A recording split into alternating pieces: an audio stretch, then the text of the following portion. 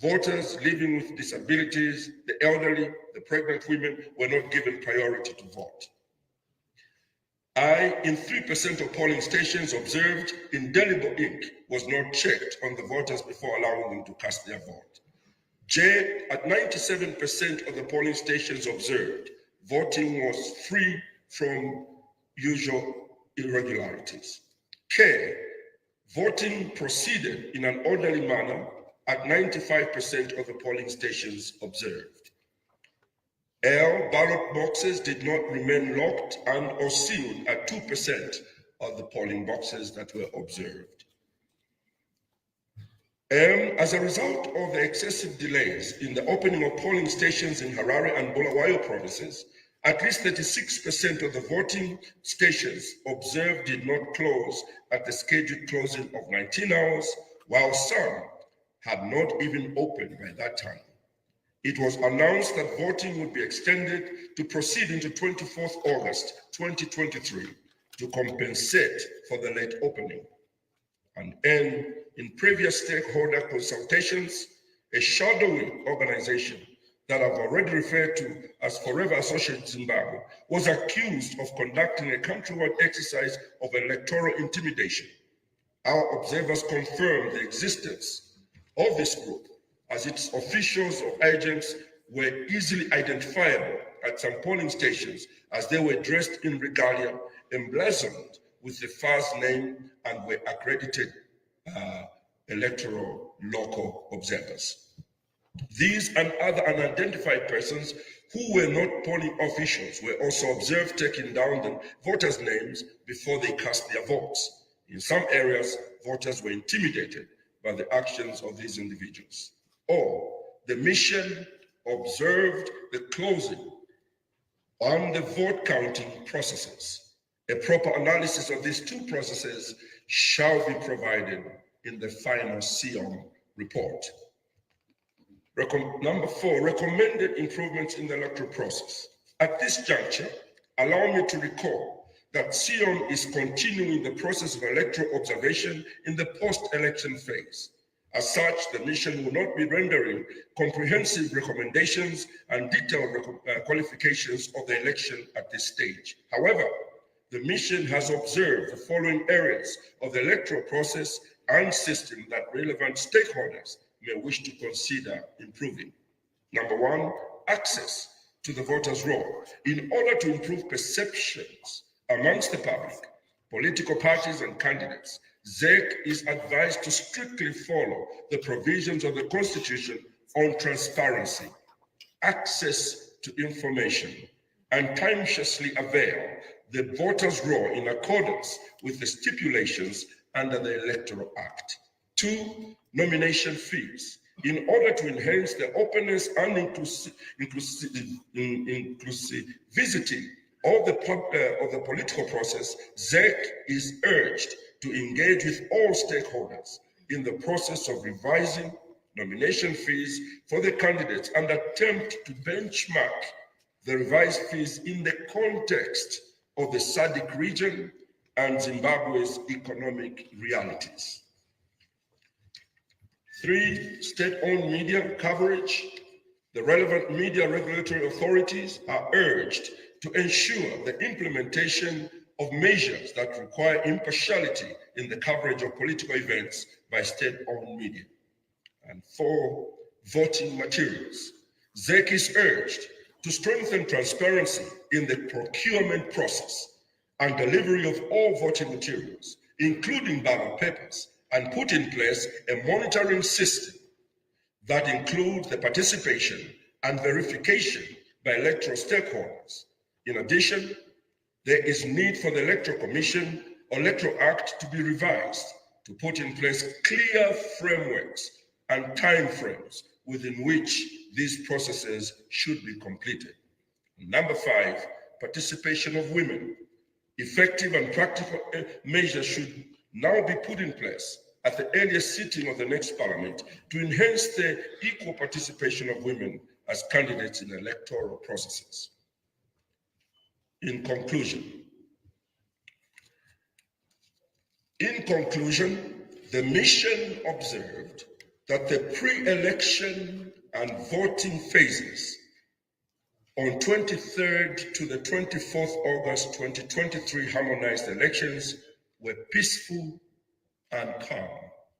However, for reasons outlined above in this report, the mission noted that some aspects of the harmonized elections fell short of the requirements of the Constitution of Zimbabwe, the Electoral Act, and the SADC principles and guidelines governing democratic elections of 2021. The mission commends the people of Zimbabwe for maintaining a peaceful political environment during the pre-election period and on voting day itself. The mission will release its final report after the validation and proclamation of final results, as provided for in the SADC principles and guidelines governing democratic elections. The final report will be shared with the ZEC and all stakeholders. In terms of the SADC principles and guidelines governing democratic elections, our long-term observers will remain on the ground to continue with the post-election observation until the 1st of September 2023. The SEOM shall return at an appropriate time to undertake a post-election review to determine the extent to which the recommendations of SEOM have been implemented and the nature of the support, if any, that the member state holding elections may require from SADC region to implement these proposals. In the event of any electoral disputes, the mission appeals to all contestants to channel their concerns through established legal procedures and processes. The mission urges all political parties and the people of Zimbabwe and all the stakeholders to allow the ZEC to announce the final results as legally mandated. May God bless Zimbabwe. May God bless SADC. May God bless Africa. Merci beaucoup. Obrigado, asante sana, tatenda. I thank you.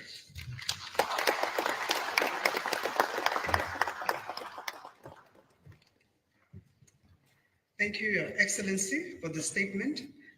Kindly note, distinguished invited guests and Your Excellencies, that all these three statements will be availed to anyone that would like a copy just at the entrance, but after delivery of all statements. I would now like to call to invite His Excellency, Mr. Goodluck Jonathan, former President of the Federal Republic of Nigeria and head of mission of the African Union, COMESA, to come and give their statement. Your Excellency.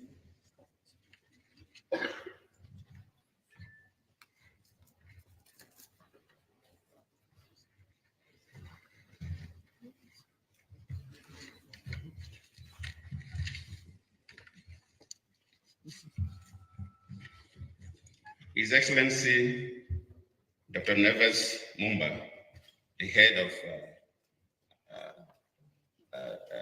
SADC mission, the Excellencies, heads of other observation missions here with us, the Excellencies, former heads of governments, the Excellencies, ambassadors or heads of missions are here with us or their representatives, members of the civil society. Let me also appreciate, I believe, the presence of ZEC officials that are here with us to listen to us, members of the press, distinguished ladies and gentlemen. This is the AU Commercial Election Observation Mission to the 23rd August 2023 harmonized elections in Zimbabwe. The preliminary statement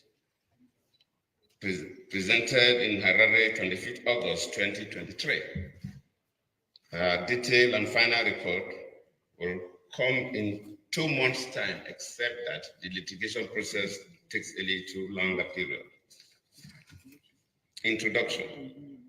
Following the invitation by the government of the Republic of Zimbabwe to observe the 23rd August 2023 harmonized elections, the African Union, AU, and the Common Market for Eastern and Southern Africa, COMESA, deployed a short-term election observation mission from 16th to 29th August 2023. The mission comprises of 82 short-term observers from 29 countries across Africa, and is led by His Excellency Dr. Goodluck Ebele Jonathan, former President of the Republic of Nigeria, deputized by Right Honorable Dr. Ruhakana Rugunda, former Prime Minister of the Republic of Uganda, and a member of the COMESA Committee of the Elders. The two were supported by His Excellency Domitien Ndayizeye, former President of the Republic of Burundi and chairperson of the African Union Panel of the Wise.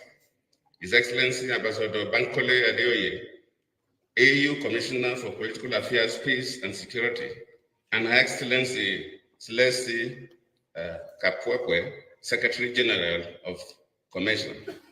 The joint AU COMESA Election Observation Mission was preceded by the deployment of a joint technical pre-election assessment mission from 3rd to 7th July 2023. The pre-election assessment mission assessed the pre-election environment and general level of preparedness for various elections stakeholders. The findings of the pre-election assessment guided the deployment of the short-term observers and stakeholders' engagement. The objectives of the joint AU COMESA mission are twofold. First, to assess the technical compliance of the 2023 electoral process in line with AU and COMESA principles and normative framework and other international obligations and standards for democratic elections, as well as Zimbabwe's national legal framework. Secondly, to ascertain that the environment was peaceful for the conduct of democratic elections and acceptance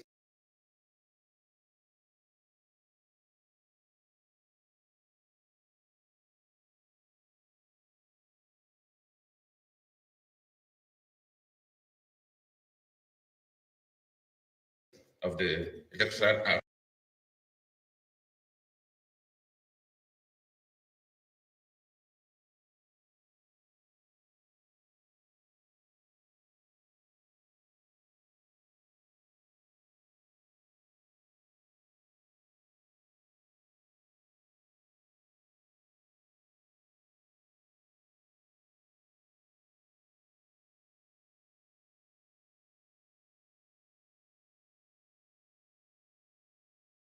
The observers to orient them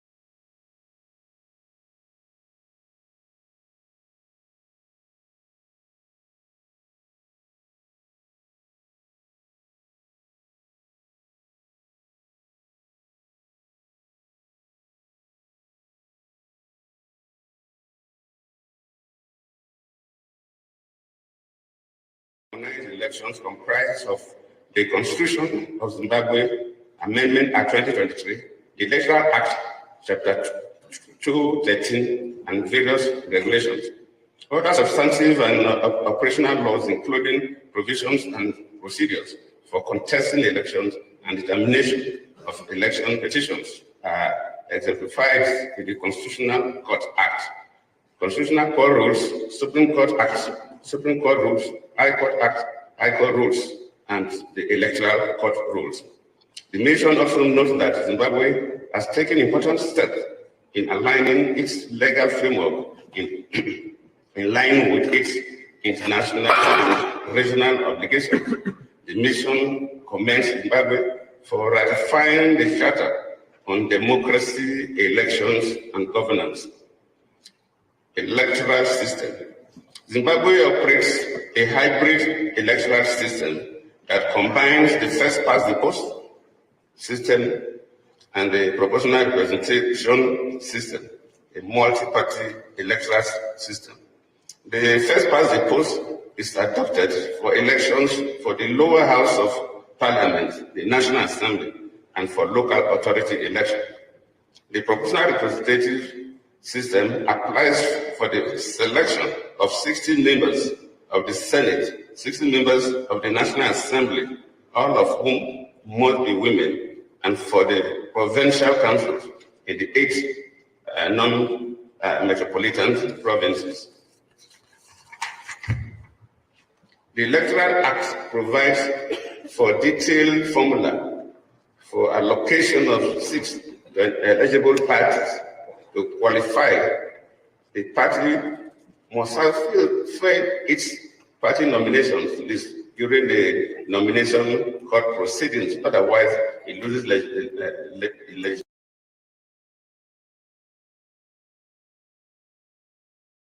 eligibility to seat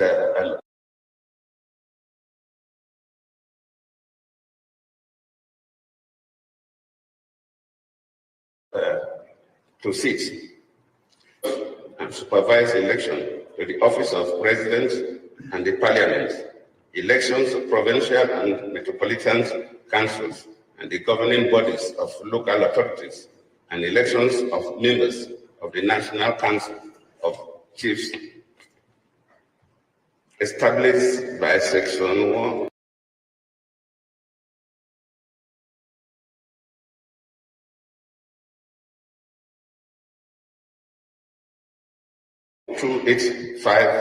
Act.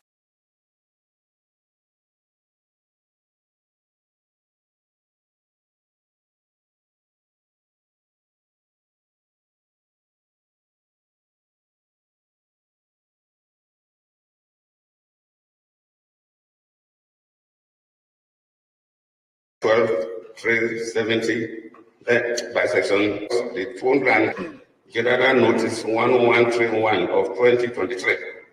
Polling officials were drawn from ZEC Secretariat and seconded by civil servants.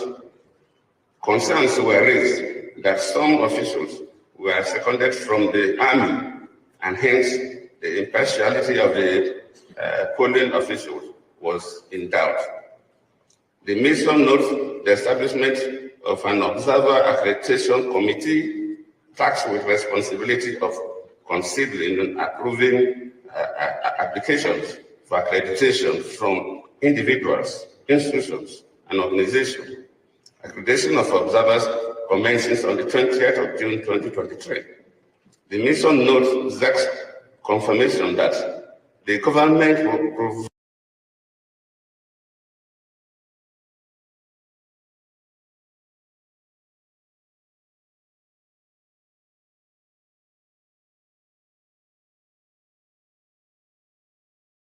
provided the entire budget for the election. On 21st August 2023, ZEC reported that 98% of all preparations were done and election materials had already been delivered to the various areas. However, on election day, the mission observed late opening of some polling stations. The delay was attributed to late delivery of ballot papers for the local authority elections. The mission further notes that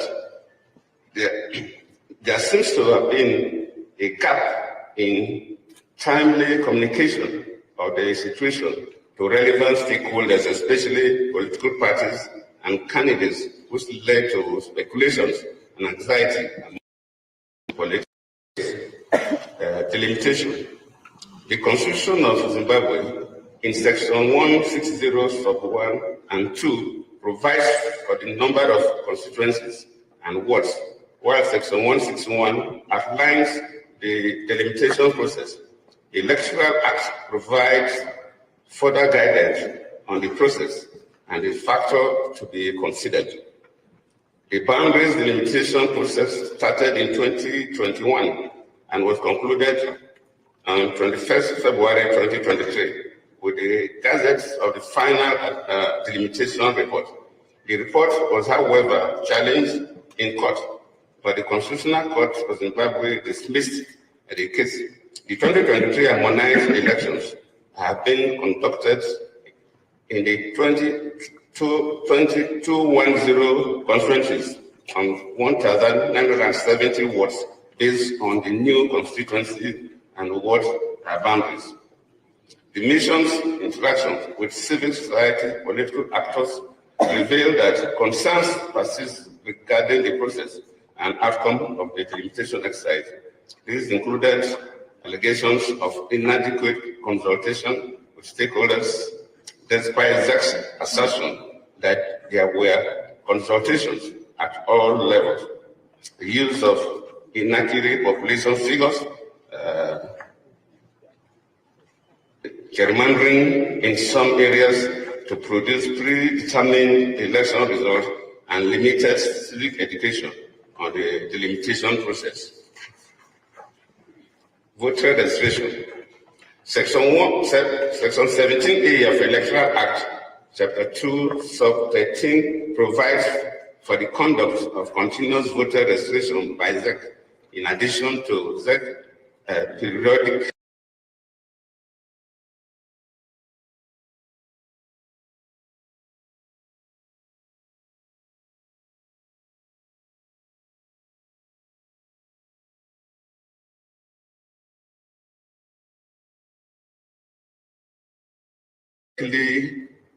conduct in possession of either a national identity card or a valid Zimbabwean passport, and have his or her details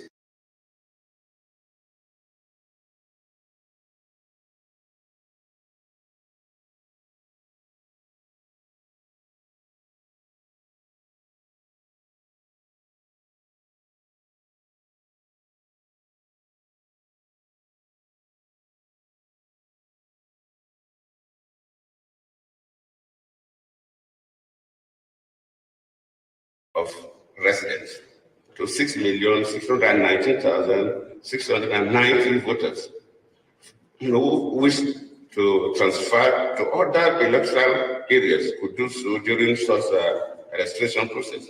The provisional voters register was displayed for public inspection from 27 to 31st May 2023. Additionally, voters could verify their registration status on their mobile phone using USSD code *265# or through ZEC website. However, there were concerns raised by some stakeholders and voters on election day that the USSD code was not always working. The mission takes note of ZEC's effort to reach out and register as many eligible voters as possible. This effort was appreciated by some stakeholders the mission interacted with, but also raised some issues of concern as follows. A, that many potential eligible voters were left out due to lack of national registration cards, which is one of the requirements for registration as a voter. They claim that the process of obtaining the national identification card was not transparent in some areas in the country. B, failure to open the review of the voters' roll to political parties as a confidence-building measure. C, the limited time of only 5 days allocated to voters to check their registration status. D, late release of the voters' roll to political parties, candidates, and other interested stakeholders. E, high fee required to be paid for those wishing to obtain a copy of the register. F, limited communication by ZEC to its stakeholders regarding the process and state of the voters' register. Civic and voter education. Chapter 12, Section 239 of the Constitution of Zimbabwe mandates ZEC to conduct, supervise, and accredit voter education services providers. The mission acknowledges the importance of civic and voter education to conscientiously understand their rights, for citizens to understand their rights, the roles and obligations in the electoral process, and commend the efforts made by the Zimbabwean Electoral Commission through mainstreaming media and social media to reach out and all citizens to register and participate in the election. However, the mission notes the concern from stakeholders, particularly civil society organizations, concerning the delay in accreditation for voter education. Most CSOs receive their accreditation certificates, which are valid for 1 year in August 2023, just a few weeks before election. As a result, CSOs could not fundraise to conduct meaningful voters' education. And if for those ones who didn't have the funds, the time was not enough for them to go to the interland to conduct voters' education. Political party registration and candidates nomination. Following President Mnangagwa proclamation 4th of 2021 on the election date, the nomination court on 21st June 2023 approved 5,565 candidates for the 23 August harmonized elections. 11 candidates were approved for the presidential election, 637 candidates from 14 political parties, and 67 independent candidates for the National Assembly elections, and 4,816 candidates from 42 political parties, and 272 independent candidates for the local government elections, of which 91 are contesting unopposed. The mission notes the concerns raised by stakeholders on the high increase of nomination fees for all levels of election. There has been for the presidential nomination that was raised from $1,000 to $20,000.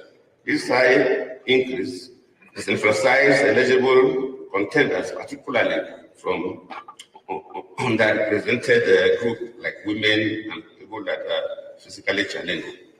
The mission further notes the notification by the Zimbabwe High Court of the candidacy of one of the prospective presidential candidates and the withdrawal of the MDC presidential candidate. Though his name is still operating, his name was still on the ballot paper.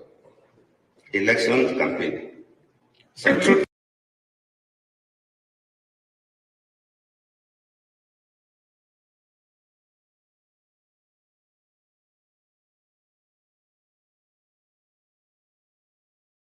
three instruments, 87 of 2023 elections. Campaigns began from the day of proclamation up to 24 hours before voting began, as contained in Section 9.1 of the 4th Schedule, Section 160A of the Electoral Act, Chapter 2, Sub 13. Political parties, candidates, election agents, and supporters are required to abide by the Electoral Code of Conduct for political parties and candidates as contained in the 4th Schedule of the Electoral Act. Any party or candidate can hold a campaign in public within the periods subject to then notifying and getting approval to proceed from the responsible local authority and the police in charge of the area in terms of the time and venue of the campaign. While the nation appreciates the largely peaceful campaigns, some stakeholders consulted highlighted serious concerns regarding the enacted Maintenance of Peace and Order Act that repeals the Public Order and Security Act normally proposed. Stakeholders reported that the new act was being used to violate some of the fundamental freedoms. Opposition political parties and candidates that were consulted highlighted a selective and disproportionate applications of the Maintenance of Peace and Order Act by the Zimbabwean Republic Police to limit large-scale campaign rallies by the opposition, inclusion in the electoral processes, the gender factor. The Constitution and the Electoral Act provide a framework for the exercise and protection of Zimbabwean women's political rights to participate and represent in line with international and regional benchmarks. Especially Section 56 of the Constitution guarantees the fundamental principle of gender equality and non-discrimination, while Section 57 safeguards women's rights to vote and to stand for election for public office. Furthermore, Section 3 of the Electoral Act upholds the right to every citizen to participate in government directly or through freely choosing representatives without distinction on the grounds of gender. The women's quota in Parliament adopted in 2013 and set to expire in 2023 was extended by 2 more electoral cycles. The extension of the women's quota is highly commendable. This positive step is in line with the spirit of the recommendations of the 2018 AU Election Observation Mission report on the need to put in place mechanisms to increase women participation in the electoral process, particularly as candidates.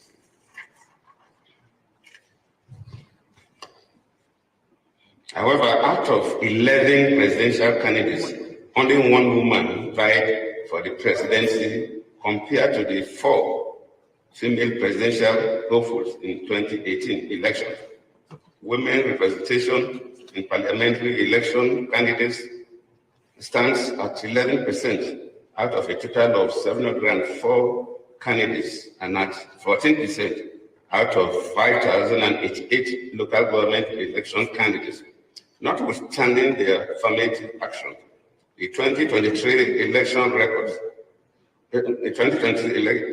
election recorded a lower number of female candidates compared to the 2018 elections, which witnessed the participation of 14.4% female parliamentary election candidates and 17% female local authority election candidates.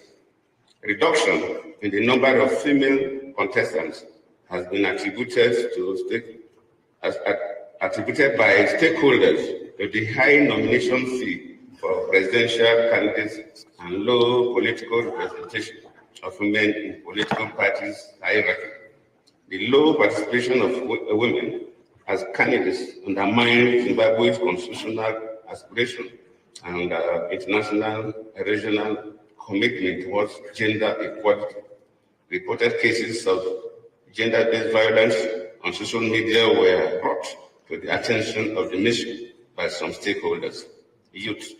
Section 20 of the Constitution of Zimbabwe provides for effective political participation of youth.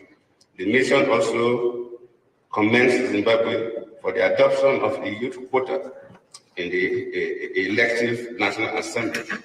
This affirmative action for increased youth representation in political governance is in line with its constitutional requirements and African Charter on democracy, elections, and governance.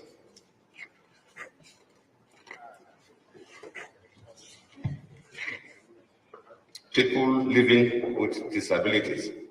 Section 56 of the Constitution proclaims the right of every person to equal treatment and non-discrimination based on disability.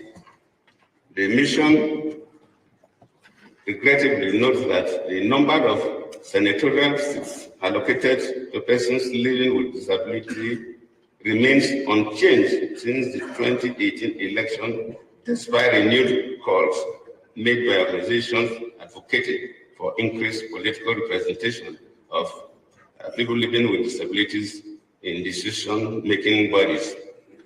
The media environment. Section 61 of Zimbabwe's Constitution guarantees freedom of expression and media as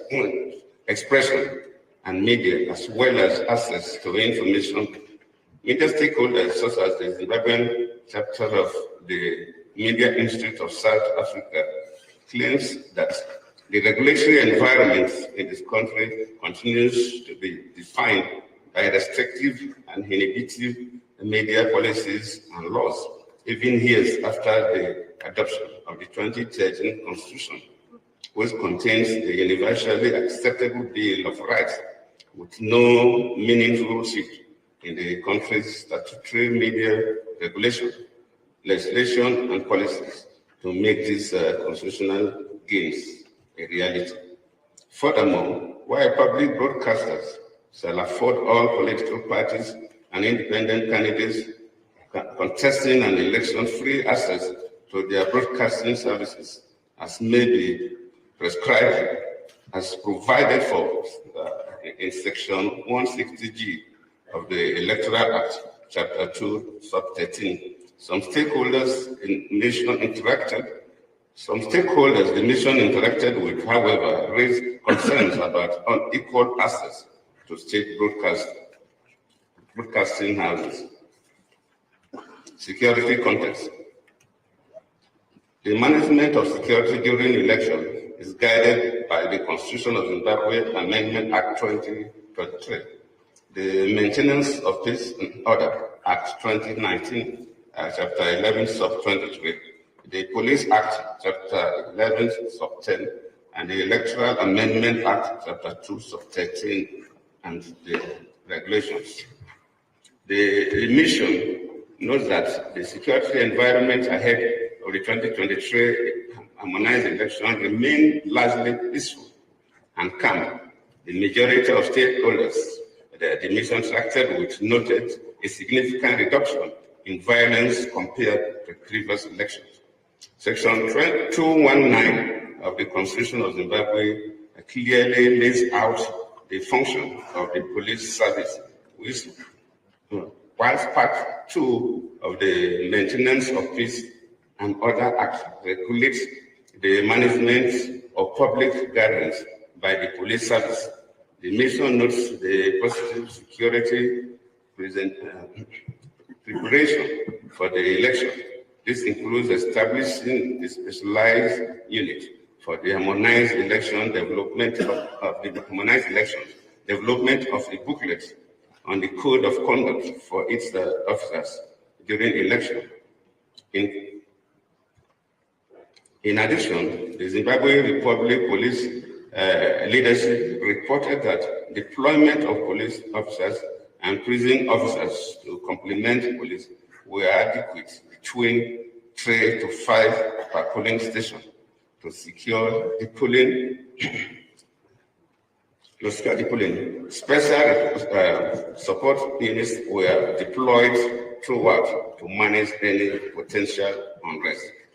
The signing of peace pledges by political parties, the ZANU-PF, the CCC, and MDC was noted as very important for the political environment. In addition, the mission noted constant peace messages by the president, which enhanced confidence that the 23 August election will be peaceful. The mission notes the concern of stakeholders on the presence of Forever Association Zimbabwe FAZ. And the group is accused of intimidating citizens, especially in the rural areas, to vote in a particular way. The mission could not verify the allegations. However, interactions with the Zimbabwe Republic Police confirmed the existence of such group. The role of civil society organizations. The mission appreciates the role of civil society organizations and takes note of the achievements they have made so far. CSOs have been instrumental in advancing peace messages, providing voter education despite the challenges of delayed accreditation, and conducting citizens' election observation. The mission notes the concerns expressed by CSOs on the far-reaching implications of the Criminal Law Codification and Reform Amendment Act in reducing the democratic space for far beyond what they expect. Despite the challenges expressed regarding accreditation, the mission notes that 3,572 citizens observers were accredited for the 2023 harmonized election. However, the accreditation fee of $10 for each observer and a requirement to appear in person at the accreditation centers were noted as impediment factors to a number of observers that the CSOs wanted to deploy for the election. The mission is deeply concerned about the arrest of 39 civil society actors and the confiscation of computers and documents and other equipment that CSOs claim that were being used for their work. And we believe and wish that this matter be dealt with very quickly. Electoral dispute resolution.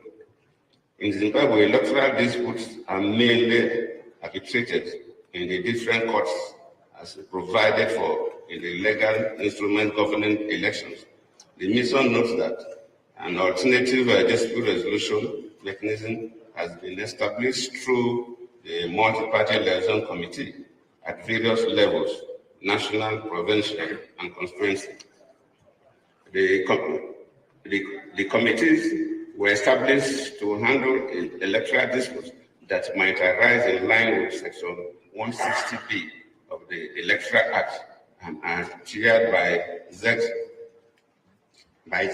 Presidential candidates' disputes will be handled by the National Multi-Party Liaison Committee.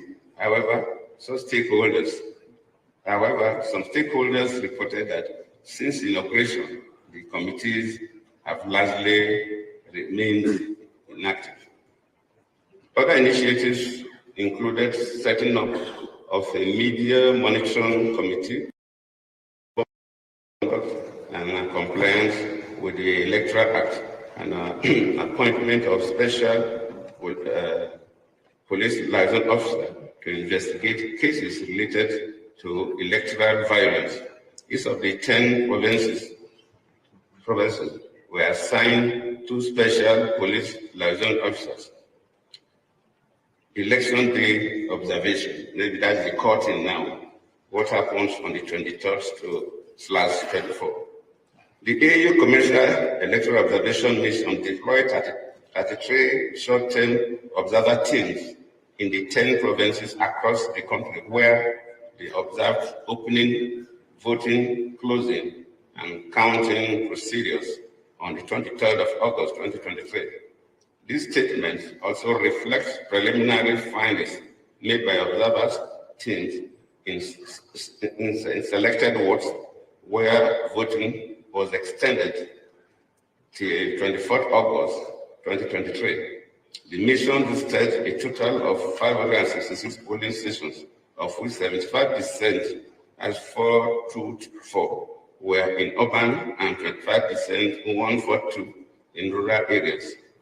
The polling atmosphere The AU COMESA team noted that the atmosphere on election day was generally peaceful and calm, with no incidents of violence witnessed, although long queues were observed up to the mid-afternoon of that day of the voting. They were largely orderly, except in a few isolated cases where the crowd became a bit agitated because of the delay in the opening of polling stations, particularly in Harare and Bulawayo areas. Accessibility to polling stations. The AU commercial team noted that 94% of polling stations visited were easily accessible to all the voters. Accessibility was challenged in a few instances because polling stations grounds were not leveled or flattened appropriately, and somehow, in some cases, the crowd was not too cooperative. Opening of polling. The AU commercial team observed opening procedures at 35 polling stations across all the 10 provinces. The mission noted that 81% of these polling stations visited open at 7 a.m., the legally stipulated time. There were queues outside. So 97% of polling stations visited before and during the period. The mission noted delays in opening of polling stations, particularly in Harare and Bulawayo areas, which was largely due to delays in the distribution of local authority ballots. This was confirmed by the ZEC in its statement on 23rd August, based on where the observers observed 65% of the polling stations visited opened on time, while 35% opened late up to 10 p.m. Polling staff. The AU commercial team observed, noted an average of 8 polling staff in every station, including the presiding officer. In all polling stations visited, the polling staff demonstrated adequate levels of professionalism, competence, understanding of their roles and responsibilities, adherence to procedures, and a sense of commitment in all the polling stations visited. Polling procedures. There was no campaign materials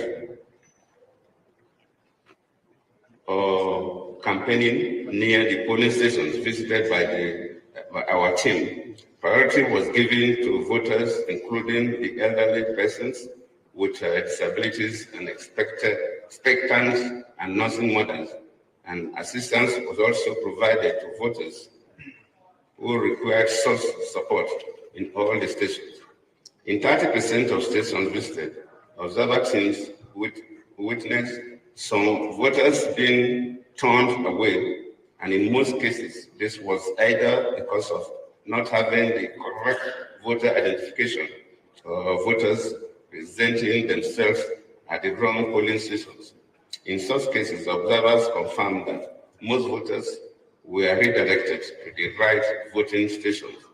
The team also noted that voting proceeded uninterrupted in all the polling stations visited throughout the day, throughout the one of voting. The secrecy of the vote was guaranteed by the appropriate layout of polling stations visited, which ensures the privacy of the ballot. Furthermore, the mission also noted that postal ballots were opened, verified, and stamped by the presiding officer, which could have compromised the secrecy of the ballot in polling stations where this procedure was observed. Political party candidates, agents, and observers. There was systematic presence of party agents in all the stations visited. ZANU-PF and CCC were represented in all the stations observed by the mission. Representation of independent candidates agent was also noted in certain polling stations. The AU COMESA team noted that international observers, groups, and citizens observers were granted access to all the polling stations visited. In a few stations visited, the mission also noted the presence of Forever Association Zimbabwe, FAZ, which in certain cases led to confrontation with the voters. Regrettably, the mission was informed of the Zimbabwe Republic Police raid on the Zimbabwe Electoral Support Network offices in Harare, seizure of material-related equipment, and the arrest of leaders of these groups and the Election Resource Center. The mission is concerned about such action, which have the potential of undermining the peace and integrity of the process. Participation of women. The team noted the high participation of women on election day. Women were represented as election officials by 72%, political parties and candidates, agents at 54%, and citizens observers 51% in all polling stations visited. The mission also observed the strong presence of women as voters and security agents. A visible presence of security personnel were noted inside and outside all the polling stations visited, from opening to closing of the one of the polls. Their presence was observed to be non-intrusive and professional in all stations visited. Closing of polls and counting. The AU COMESA team observed the closing process in 28 polling stations, 86% being in urban areas and 14% in rural areas. 75% of polling stations visited closed at the 7 p.m., the globally stipulated time. The mission observed that polling stations that opened late made up for the delays by increasing the time up to 12 midnight.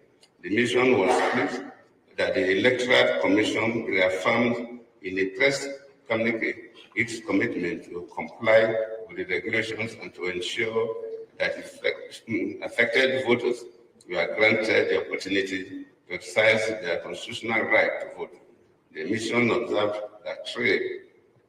that there were voters in the queue at the closing of polls in certain polling stations visited on the 23rd August. All voters in the queue at the time were allowed to vote. The mission was also informed that polling stations that opened late made up for the delay in line with the law, which prescribed that voting must carry on for 12 hours. The mission was pleased that the Electoral Commission reaffirmed in a press communique its commitment to comply with the regulation and to ensuring that affected voters were granted the opportunity to exercise their constitutional right to vote. All the necessary documentation was completed and results were posted on the polling stations visited. The AU COMESA mission was informed of a proclamation issued in the evening of 23rd August, which extended voting till 24th August in the wards affected by late distribution of ballots. The mission was also informed that voting would run on 24th August from 8 a.m. to 4 p.m. The mission is of the view that the extension of voting is a positive measure that sought to safeguard the rights of all affected voters, including those who may have been disenfranchised as a result of the long wait during the first day of voting. Conclusion. The AU COMESA Election Observation Mission observed that the 2023 harmonized elections were conducted up to the counting process in a generally peaceful and transparent manner, despite logistic challenges with the availability and distribution of local authority ballot papers in some areas. The mission continues to observe the tallying process and will issue a comprehensive report within 2 months. The AU COMESA team commends the people of Zimbabwe for their patience, resilience, and commitment to express their will at the polls. As the country awaits the announcement of results by ZEC, the mission urges all stakeholders to remain committed to the rule of law and democratic principles until the conclusion of the process. The mission further encourages any aggrieved party to use legally established channels to seek redress. Recommendations. Based on the findings, the mission offers the following preliminary recommendations for consideration in improving future election processes in the country. Recommendations to the government. A. Expedite the resolution of the emerging issues relating to the arrest and detention of some civil society actors within the merits of the law. B. Exempt local observers from paying accreditation fee in line with the international best practice. C. Review the legal framework to increase representation of persons living with disability in elective positions. D. Revise the legal framework to include bringing provisions that compel political parties to increase the representation of women on National Assembly candidate lists. And A. Domesticate, implement, and report on the African Charter on Democracy, Elections, and Governance to the Zimbabwe Electoral Commission, the ZEC. Enhance the enforcement of the Electoral Code of Conduct to address issues relating to intimidation of voters by political party officials. Open the review of the voters' role to political parties as a way of building confidence among the stakeholders. Consider making the election calendar flexible to accommodate emergent issues, including court cases and communication, and communicate the same to electoral stakeholders in a timely manner. Provide regular updates to the public throughout the electoral process, particularly on election day. Ensure effective communication between the ZEC headquarters and polling officials to help address logistics challenges on election day. To review the procedures on postal voting to enhance the secrecy and transparency of the process. Recruit polling officials outside the civil service and the military, since they are perceived to be pro-government. Finalize the voters' register on time and avail it to stakeholders in line with the provision of the Electoral Act in order to enhance transparency. Accredit CSOs on time to provide voter education throughout the entire electoral cycle. Further decentralize the accreditation process for citizens observers. Ensure that polling stations are accessible to persons living with disabilities and elderly people. Match the color of the lid of the ballot boxes with the color of ballot papers to speed up the voting process. To political parties, to ensure that political party supporters and candidates abide by the Electoral Code of Conduct, strengthen internal party democracy to promote more inclusive and competitive selection of candidates during primaries, implement internal voluntary gender quota to strengthen the role of women, youth, and persons living with disabilities in political party leadership positions towards increased representation in the national and local elections. stop the activities of affiliate organizations on election day. The civil society organization, the CSOs, continue advocating for key legal and electoral reforms, including participation in elections, promote increased participation of women, youth, and persons living with disability in elective bodies and leadership positions in political parties, further promote transparency and accountability in the management of the electoral process to deepen democratic credentials of Zimbabwe, issued in Harare, Zimbabwe on 25th August 2022. Thank you all.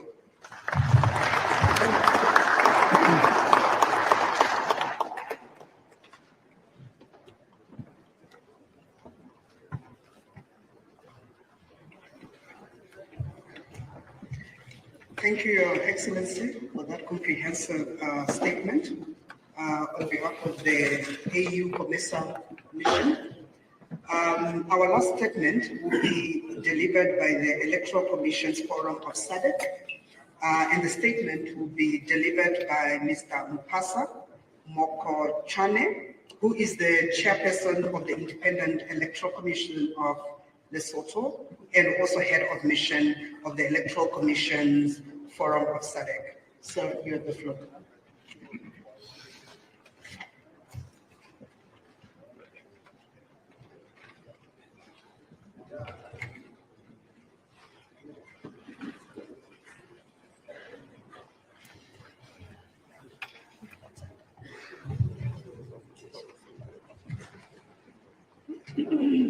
Master of Ceremony, allow me to align myself with the protocol already established.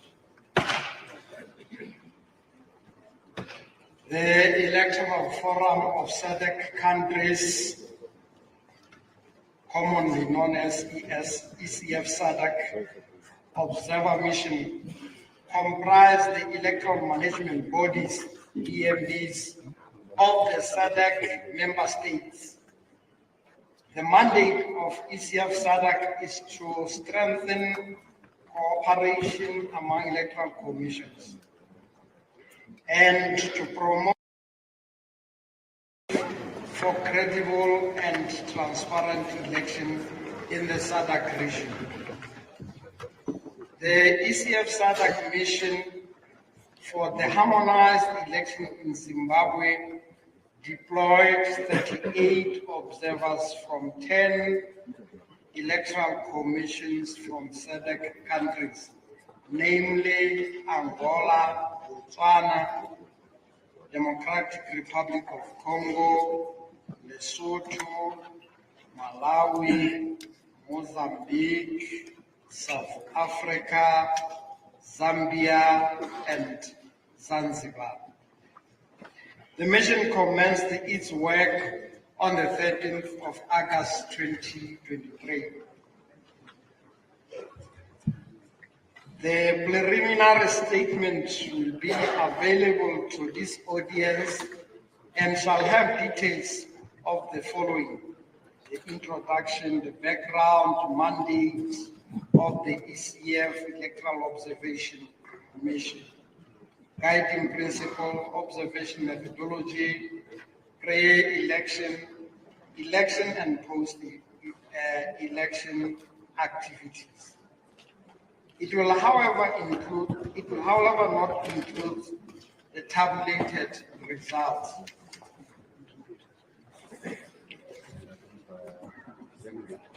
The purpose of this presentation for release of statement by the International Observation Mission is to give a summary of which I'm going to present.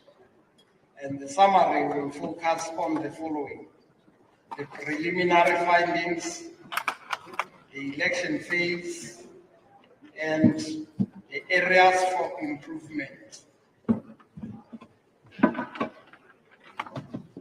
The preliminary findings are as follows. The state of preparedness by Zimbabwe Electoral Commission. The mission interacted with the Zimbabwe Electoral Commission to gather information related to the 2023 harmonized election and assess its state of readiness. The Commission confirmed its readiness to the conduct of the harmonized elections, highlighting challenges they faced in the build-up to these elections. Pre-election issue raised by the stakeholders in the 2023 election. There was an expressed indication of confidence in SADC's level of preparedness to conduct election raised by the participants. The stakeholders commended the successful implementation of the review of and the delimitation of the constituency and ward boundaries, which were considered to be long overdue. The mission was informed that SEC successfully conducted a mobile voter registration exercise. However, there were concerns about how the voter registration was managed, in that in most areas, the registration centers were difficult to access due to long distances. SEC was commended by stakeholders engaged for the quality of the voter education curriculum and quality of packaging of voter information, which showed significant improvement. Stakeholders were of the view that in the build-up to elections, there was a lack of or a limited collaboration with civil society organizations, which, when compared to the previous elections. The meeting was informed that the electoral environment surrounding conduct of the campaign was generally peaceful and calm. Stakeholders aligned that there was unbalanced coverage of the electoral campaign messages, activities, and news by the public broadcasters. It was generally observed that SEC was not proactive, providing important information relating to the preparation for the conduct of elections. Stakeholders expressed general dissatisfaction in the handling and outcomes of the electoral law reform efforts. The nomination fees for the 2023 harmonized elections were described as exorbitant for ordinary citizens to afford. Media practitioners advised that the requirements and associated accreditation fees pose a challenge to the media coverage of electoral activities. The mission's findings. There were contrasting views whether SEC had strategies to deal with misinformation or disinformation on electoral-related matters that were circulated on the social media. SEC had made strides to implement administrative reforms based on the election observers' recommendation from the 2018 harmonized election. There was perceived public mistrust in SEC. The lack of the popularization of the delimitation report outcome by SEC, which had potential to affect the voter turnout. The constitutional provisions of the representation of women and youth in electoral process was highly regarded. Now let's come to polling day observation in summary. Some stations visited opened on time, and broadly, the opening procedure were followed, where the mission observed. However, some of the polling stations visited by the team failed to open at all. This was observed in polling stations in parts of Harare, Manicaland, and in Bulawayo province. The reason cited for the late opening was non-availability of local authority election ballot papers. The Zimbabwe Electoral Commission issued a statement on the delayed opening of polling stations and condition for extending the polls.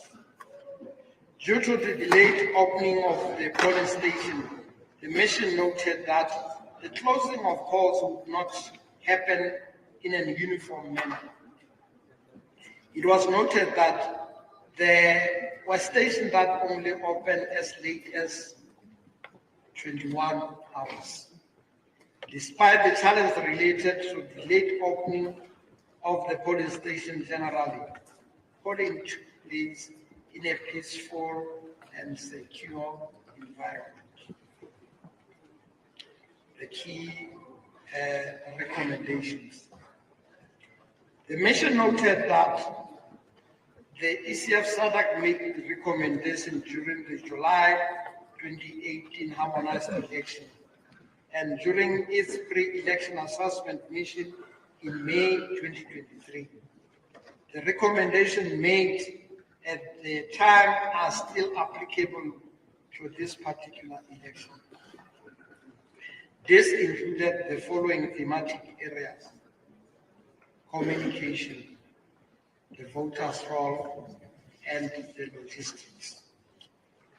The ECF-SADC mission make the following key recommendation to the Zimbabwe Electoral Commission.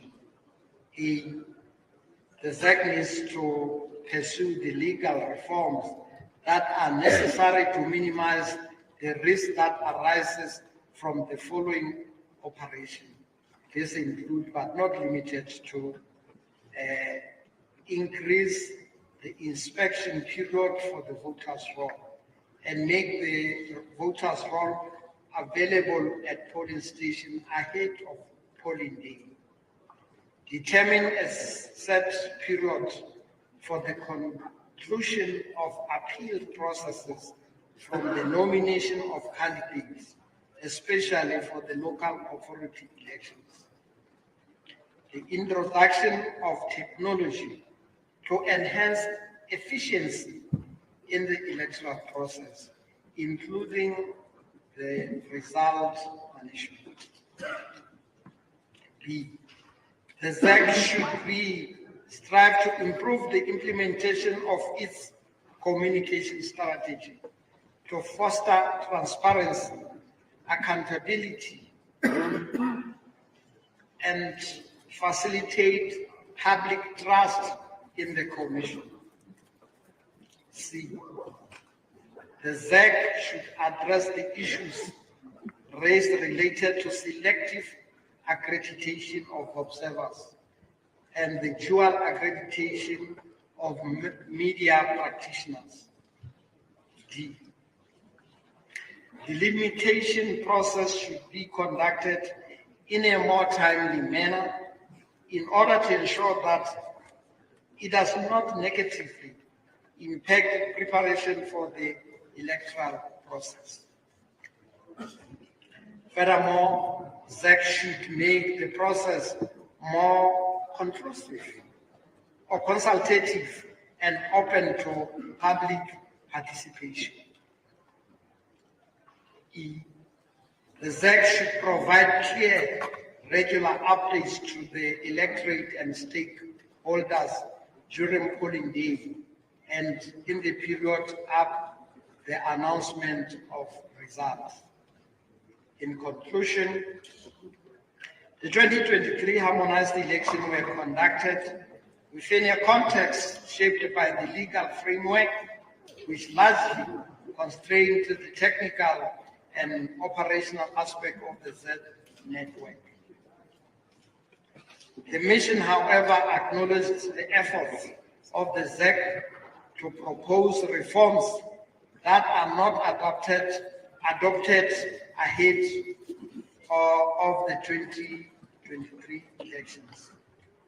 The mission congratulates the people of Zimbabwe on the manner in which they conducted themselves throughout the electoral period, despite the logistical challenge experienced during the election process. The contesting political parties and their supporters are commended for their spirit of tolerance during the electoral period. As the electoral process has not concluded, the people of Zimbabwe are encouraged to use the available legal means should they not be satisfied with the election outcome. Furthermore, ECF-SADC encourages the people of Zimbabwe to continue to remain tolerant and peaceful in the manner that they conduct themselves. I thank you.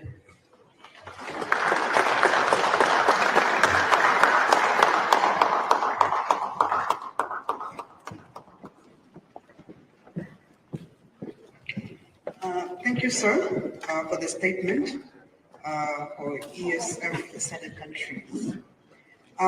Before we move on to the next session of our program, I would just like to announce that other election observation missions will present their statements this afternoon at the Holiday Inn.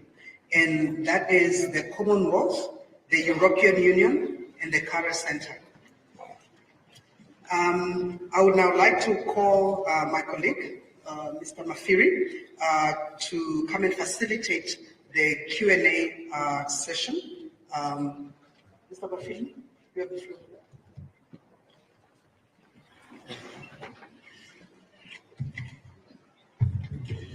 Thank you very much, Annette.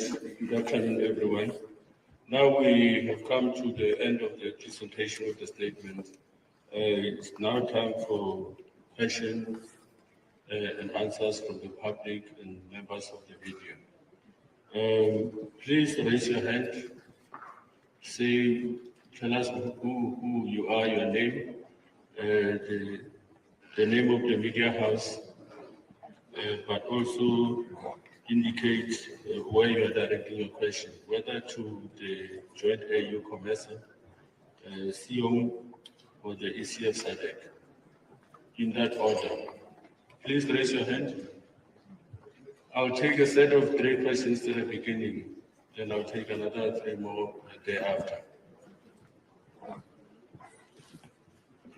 Thank you. That is one hand there. Number 2. 2 there. Number 3.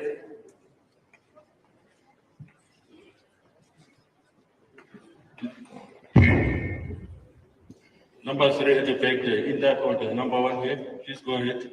Thank you very much. My name is Yvonne Uchaka. I'm a freelance journalist. Given your assessment of the environment, would you consider, this is coming to the... Apologies. Please indicate your name, the media company, you have said it, but also indicate where the question you are directing to which mission. Thank you very much. My name is Yvonne Uchaka. I am a freelance journalist. My question is directed to the 3 observer missions. Considering all that you have said concerning the electoral environment pre and during the election, would you consider these elections to be credible? Thank you. Thank you very much.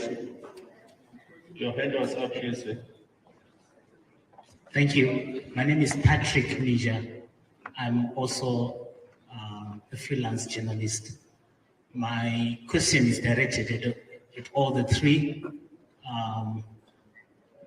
observer missions.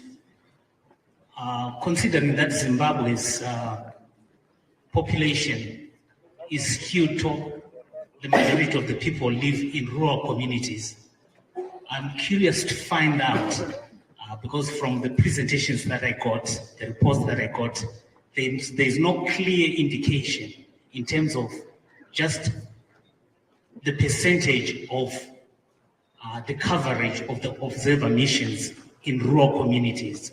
I want to find out, because what we see with observer missions is they fixate themselves with urban centers, but the realities of the people who live in far to reach communities, these observer missions, were they able to get to those communities so that they can engage the realities of these people as they cast their vote. Also the other realities of intimidation and so on and so forth. What is the reality that they faced out there in the rural communities, notwithstanding the work that they usually do in urban centers? I think it's clear. Number 3 at the back there. Please take the mic to the back.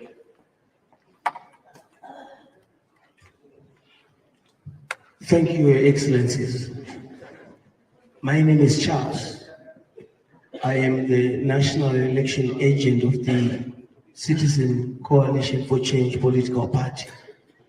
My question is to all the missions that are here.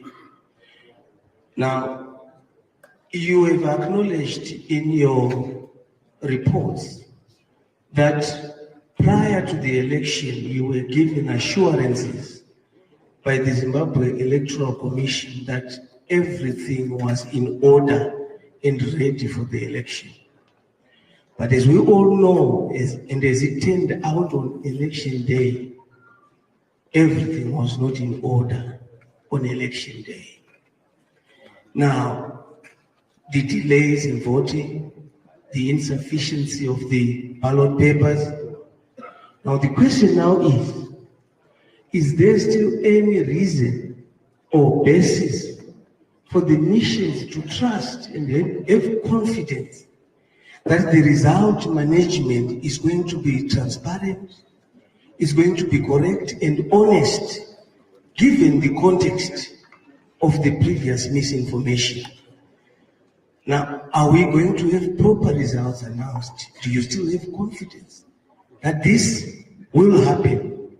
The collation, the verification, the transmission of the results, and the announcement? That is my question. Thank you very much, sir.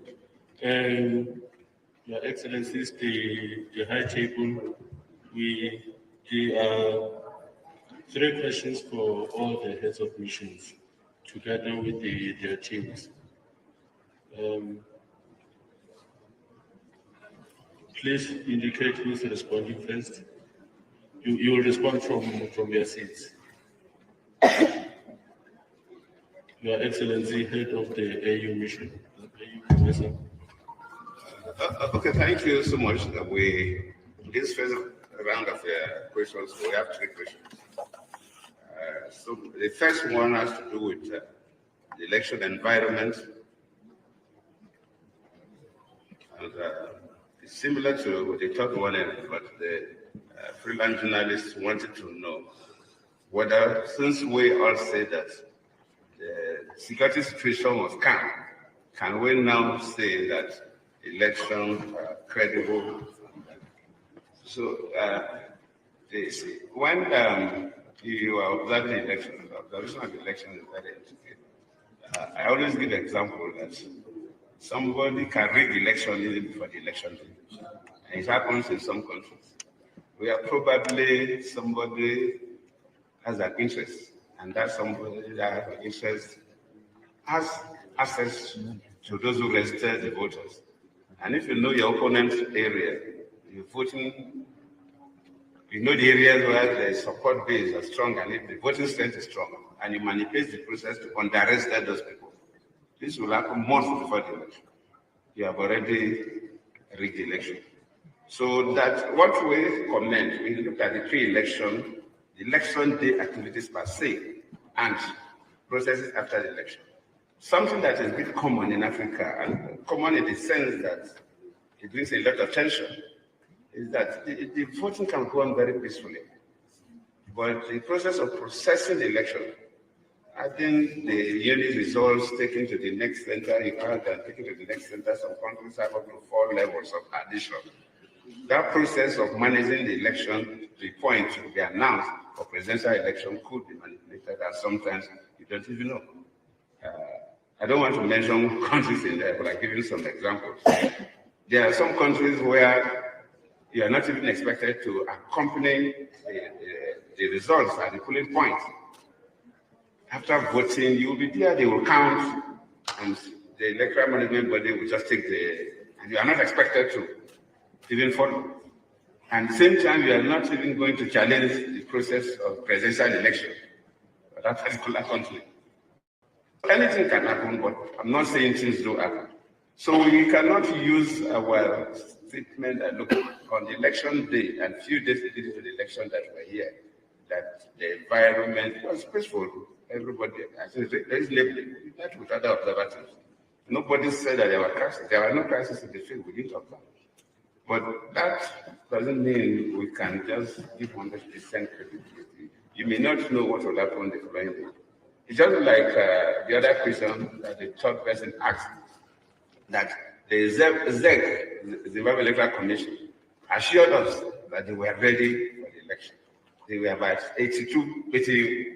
about 98% ready. About 98%. The assumption is that materials have gotten to all the areas where they're supposed to store the materials and move to that place, either with the police or branches of banks and things like that. But because that 2% caused a lot of problems and led to delay in so many words that elections have to be extended for 1 day. So you cannot, that's why we release our statements in phases. First, and we call it preliminary.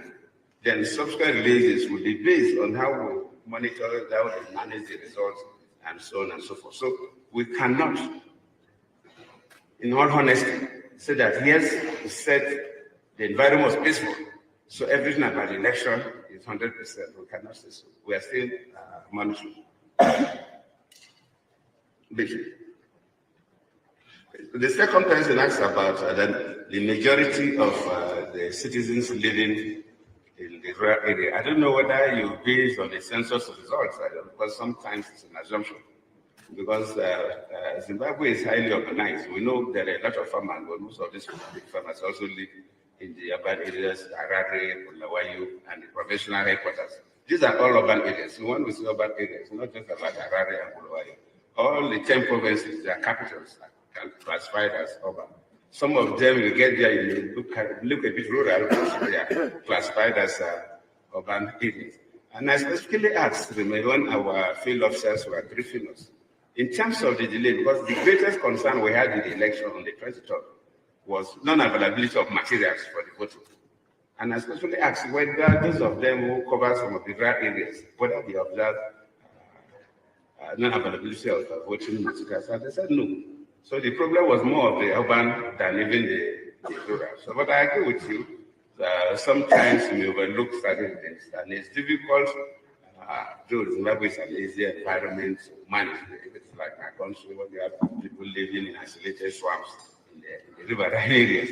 It's difficult for observer mission to send people to all the rural communities, but we cover reasonably well, and all the provincial headquarters were classified as urban. So I think we're covered. So we have an idea about what happens also in the rural areas.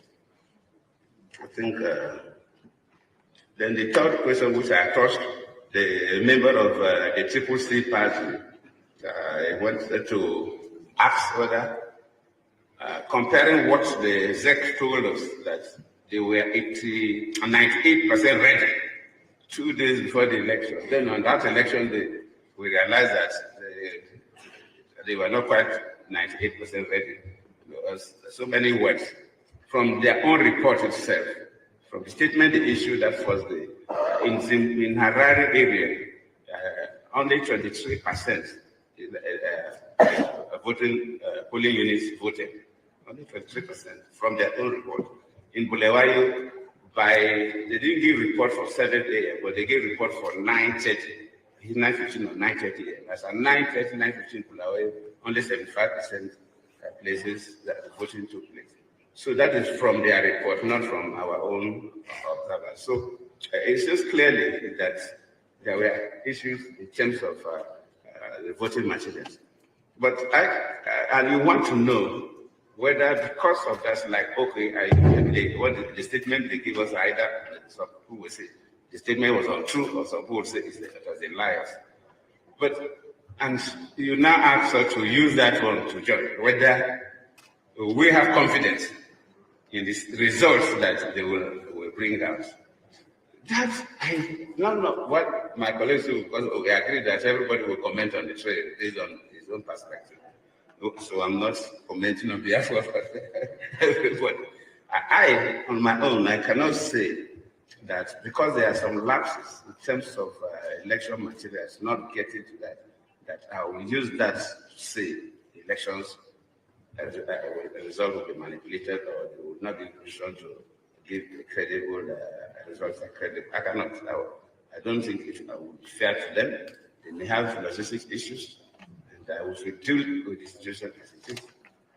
I'm not also saying, I'm not in position to guarantee that whatever result they will release will be 100% accurate. I'm not saying so, but we believe and we hope that delay should not affect the outcome of the results.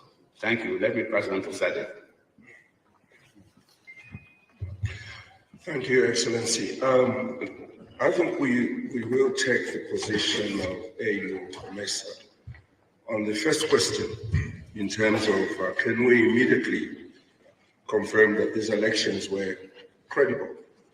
I think in the manner in which the President has explained it helps all of us to appreciate the fact that the reports we have given today have done something. First of all, we have not been shy to mention to the Zimbabwean people and to the international community that all of us agree that we saw calmness and peace, towards the election and even during the election day. We voted, the people of Zimbabwe voted on the 23rd and 24th. We witnessed there, and our report stipulates each area, whether it was voters' roll, whether it was the ballots, whether it was the security. We have articulated our position in view of what we observed. But it's too early for us to say it was not credible. It's credible because the process is not finished. The election results are not even out yet. And like the President has said, you may raise your hand today and say, we are done and dusted and it was credible. Then tomorrow, you just get a shock of your life that everything is reversed in one action. So I think let's be fair with ourselves that question maybe is coming too far ahead. As SADC has guidelines and principles that we use to assess an election process. And SADC is clear today in our report. We have stated our position as to whether, everything was in place according to our standards and guidelines. And our conclusion directly deals with our position on that. And if you look at our conclusion, it will speak to you on that issue. On the question of, do we go into the villages or we just restrict ourselves to the urban areas? I think that the goodness of having a multiplicity of observer missions is that some of them have greater capacity than others. Those who have greater capacity are going to obviously go into more areas of the country, and others may not go as far, but everyone is observing, and that's why we do it together, because where AU went, probably we didn't go. Where SADC went, probably they didn't go. And generally we can bring the general feeling from across the country by bringing all these areas together in our reports. So I think, we have done our best as COMESA. We've been to all the 10 provinces. Did we go to every village? No, we didn't. But there were people there in those areas as well where we didn't go. The last one, yes, ZEC promised us in this very hall that they were ready for this election. And that really brought a lot of happiness to all of us. But life happens. life happens like it happened on the 23rd, that what they promised us did not come to pass. Obviously, you noticed the uneasiness, the discomfort that brought along.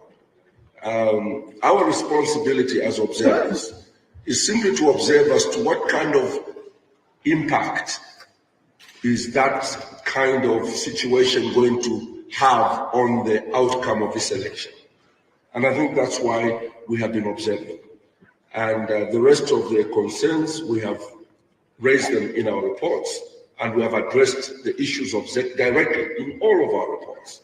So I think that ZEC, it remains for them to assess what we have said, and the Zimbabwean people to make up their minds based on what we observed and what we think about the failure of ZEC to live up to their promise. But again, all that is in our reports. I thank you.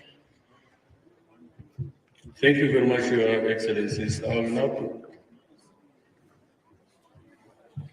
Apologies, ECF has a response as well. Thank you. The first question was about the credibility of elections. And we honestly align ourselves to the comment made by AU and SADC in the sense that election is not an event that happened on the 23rd or 24th of August. It is a process. And being a process, up to now, our statements, as you have listened to them, we are talking about what we saw on those days. And importantly, what we have seen is the peaceful way in which the voters had displayed themselves. So as time goes on in the process, because we are still not yet in the final stage of the election, then it's then when now we have concretized and complete everything. Yes, we can come up with those words like credible and so on and so forth. On the deployment, that's correct that ECF-SADC, because we're a small contingent on the observation, a group of 38 people in such a vast country like Zimbabwe wouldn't even think of deploying people. We managed only to deploy small teams in about 5 provinces. And again, taking the time that we have arrived, it wouldn't be possible to extend our deployment to the far, far rural area. But as it has been said, we are a joint team. Some observer groups that came earlier with long-term observation, they have managed to reach to the furthest corner of the country. On the election management by ZEC, on the result management by ZEC, ECF-SADC has employed ZEC to issue regular updates on the progress related to the result up until the announcement. So that will assist and bring confidence of the public to the public trust and confidence to ZEC. Thank you. Thank you very much, Excellencies.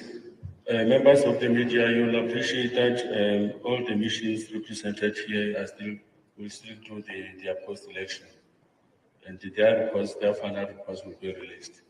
As we do the post-election, our offices also remain open in case you want to reach out to the mission leadership. We will take now the last three questions. 1, 2, 3. I'll urge you to be the 4th one, and that marks the end of the question and answer session. Thank you very much. My name is Andy Hodges from ZTN Prime. My question is for the head of mission for SADC, Dr. Evans Mumba. Dr. Mumba, I really want to focus on one line in particular that you mentioned in your report. Yes, I do appreciate that you will be doing your final report, your final, of course, observer report.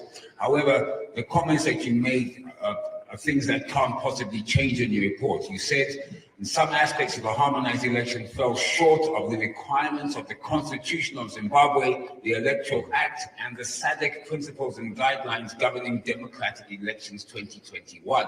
Now, I'm assuming if you make a statement in this, it's impossible really for that to change in your final report because these are definite statements. Maybe you could briefly highlight to us the issues that this statement falls under. What requirements of the Constitution of Zimbabwe were not met, the Electoral Act were not met, and of course SADC principles and guidelines. Thank you.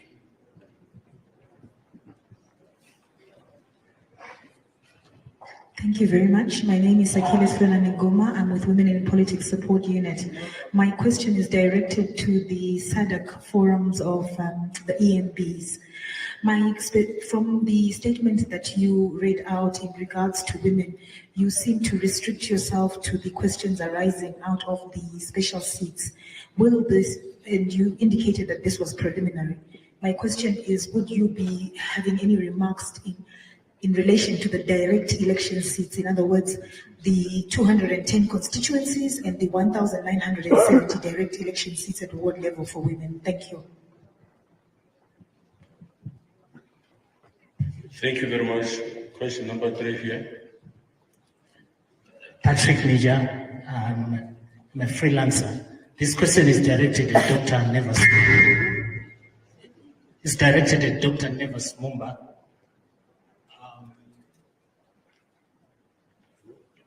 2 days ago, the local daily, the Herald, accused you of, to quote them, you're gravitating towards the opposition leader,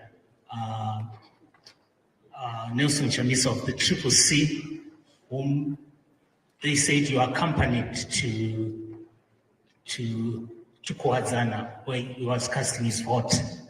And there's also been an accusation that you were hobnobbing with the Western observer missions who are accused of having a preconceived idea of the outcome of the elections.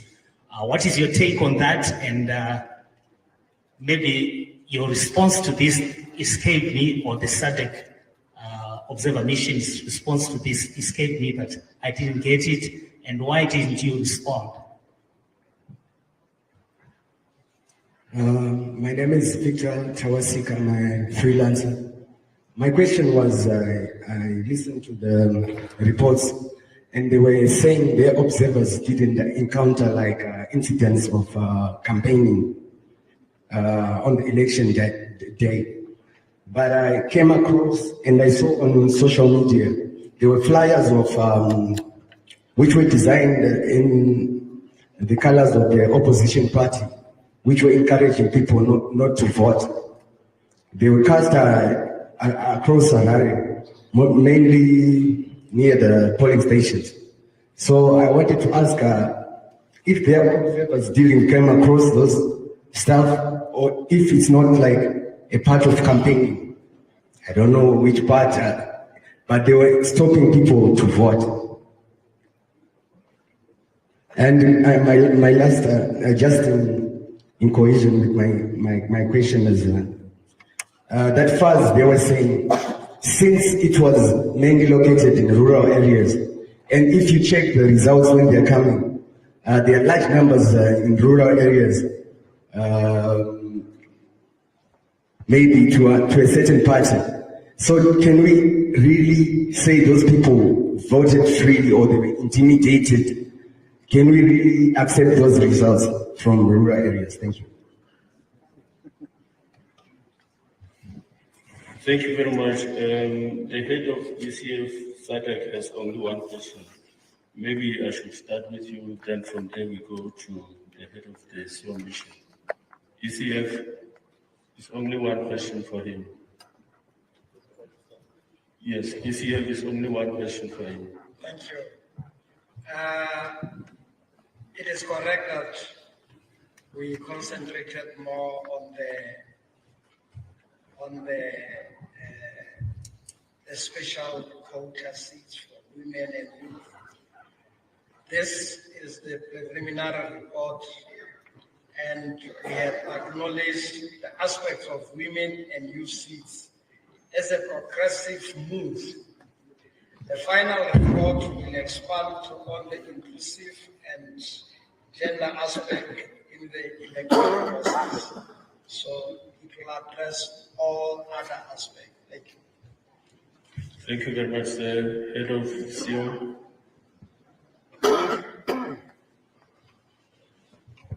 Head of SEOM, there are a few questions on your table. Thank you. Thank you so much, moderator. Let me straight go into the first one by Andy about the provisions that we should quote as the ones that have not been met, which have fallen short within the Constitution of Zimbabwe. I think that my presentation was extremely thorough today. I'm not trying to say anything, but you noticed how much we worked hard to go into the Constitution when we were raising issues, whether it was on the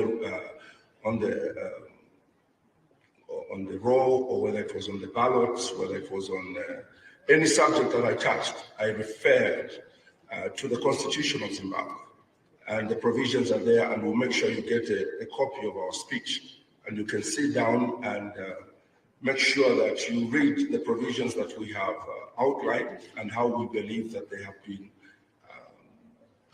maybe not fully honored in the manner that the Constitution demands. The easier one is that of what we represent. We are SADC. Zimbabwe is a signatory to the SADC protocols. All of us in the SADC understand the guidelines according to our little booklet, which is this one, which has the SADC principles and guidelines on elections. All of us subscribe to this. So the job of this mission is very easy. We take all the issues that we have raised in our report and judge them against our own principles. And our statement in our conclusion makes it clear that not everything, but we actually are very clear to say that, however, for reasons outlined above, the mission noted that some aspects of these regulations and the Constitution of Zimbabwe have not been met as is expected of any nation which is, subscribes to SADC. So if we didn't say that, we'll be lying and we'll be creating a totally wrong perception about SADC. We think that there are many things that should have been done in the way that we prescribe for ourselves, and they were not done. So even that is also quoted. The guidelines are also quoted in my speech. And so those that are breached are quoted, and I think you can help yourself with that. Okay. The other one is, you asked us, let me start with your second question concerning the accusation against SADC that we escorted candidate Chamisa to go and vote. First of all, let me say the reason we did not comment or answer it, we laughed about it because it is totally, it's a ridiculous statement. We come here to observe every participant. Just a day before, we were with President Mnangagwa, and we went through many things there. And before then, the first group we met was Mr. Mpofu, the Secretary General of ZANU-PF, with his entire team. And we exchanged ideas. So if you take a picture with me and Mr. Mpofu and you support CCC, then you create a story. He has been, he's favoring ZANU-PF. Then you don't understand the role of observers. If we don't go where he is, how will we observe? Observing means you are seeing. So we went to see, but we did not go with him. That was the naughtiness of that story. And that is why we did not answer it.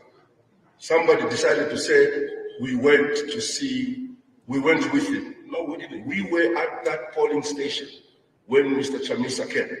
We made no contact with him. We didn't speak with him. We were observing from far. He left without any eye contact. And if that is wrong, then why are we here? Why do we come here and put on these jackets if we are not supposed to see what these people are doing? What if he had been beaten there, or he claims that they didn't allow him to vote? How do we know? How do we stand by that if we never observe? So I think that is, we felt, sorry for using this word, we felt it was a cheap article which might have had a reason behind it. That's really what we say. And let me be clear, this country is Zimbabwe. And I hope this doesn't get me into trouble again. This is where President Mugabe comes from. A man that really explained to us in the region what it means to be nationalistic. We don't do these elections, and we need to get that out of our minds. This thing going around that you are West or East. Some of us, and the SADC principles, we don't do these elections for the West or for the East. We do them for ourselves. And if we are not original in the manner we're doing these elections, we always point at each other, you are with the West. When they're voting in America, do they say we are on Africa's side or we are on Asia's side? They just vote on their side. And so I think let's get away from that and concentrate on what is our interest as Africa, as Africans, and as we vote. Let's not always say we are doing it for this one or for that one. Let's do it for ourselves. I thought it was important for me to clear that. I didn't want to talk about it, but you started it. That's why I have decided to answer it. No, sir. We were basically doing our job for which we were sent by our bosses from Botswana to make sure that we do the right thing. There's another question about the flyers. Yes. Yeah, we had.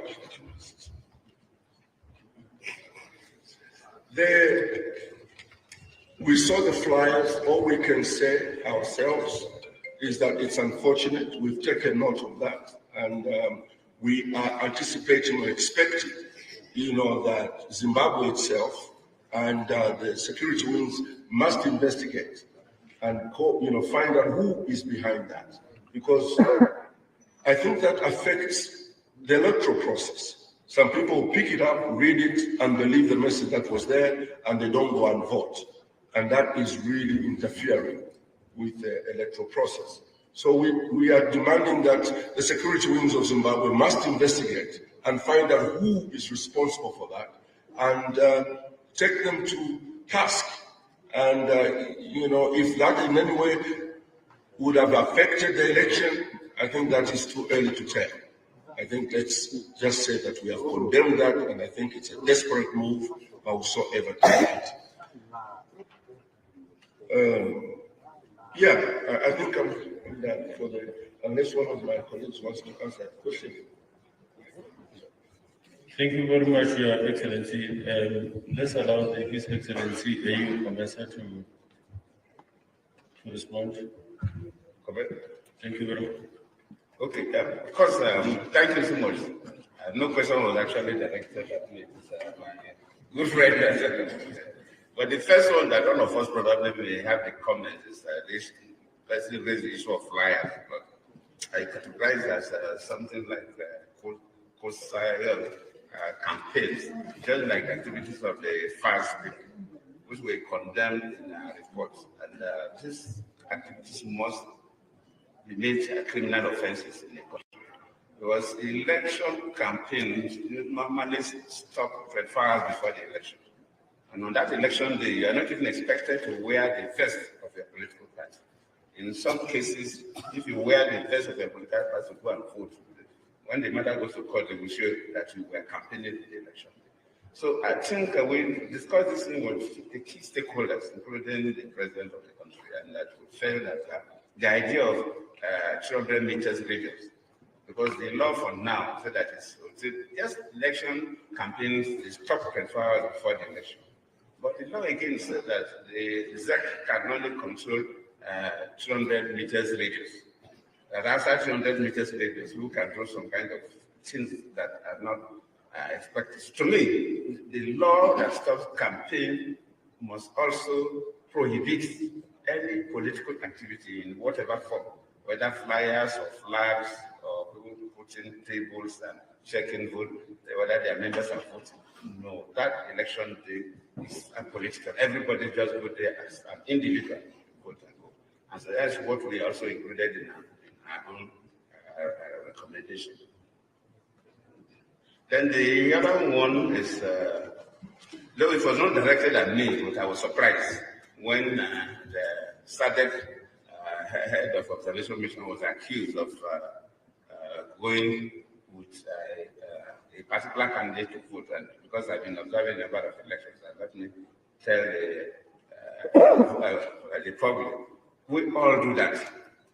If any of the presidential candidates, we know where I did not observe any, because none of them voted around that my team.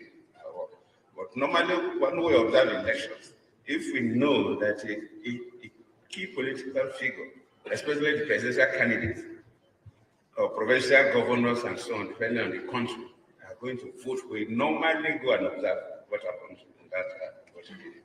Because that voting unit becomes a unit of interest. Because any senior, for example, where I vote, people will feel that I will do everything to win that my voting unit. So even in my country, where all the observers will go and be waiting for me, everybody wants to see me vote before they will leave. So that is normal, and all of the other nations do. So it's not only the SADC. And the issue that this accusation sometimes comes that a leader of observation team is following this or following this. At least we must be a bit careful. Because when we go to a country to observe elections, we interact with everybody, local and international. We interact with everybody. That if you see me interacting with somebody who comes from outside Africa or outside SADC, that's nothing to compromise my interest.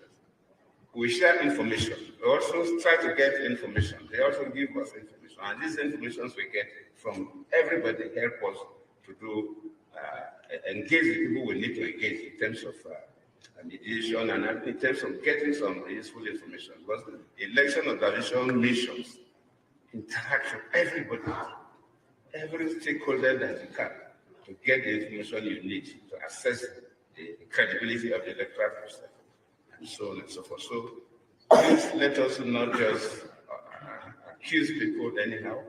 Take time to find out whether what you suspect is correct or not. Thank you. Thank you very much, Your Excellency. This brings us to the end of the Q&A. We appreciate the questions that we received from the media and the responses from the high table here. I have few announcements to make. One is that all the statements from the missions, you'll find them when you get out of the door. All the statements of the missions, when you leave, they are just outside. Secondly, the SEOM mission is inviting you for lunch. It is available now in Jacaranda 1 and 2 in M1 floor. From the reception, you take M1 floor, you go up to the lunch area. And the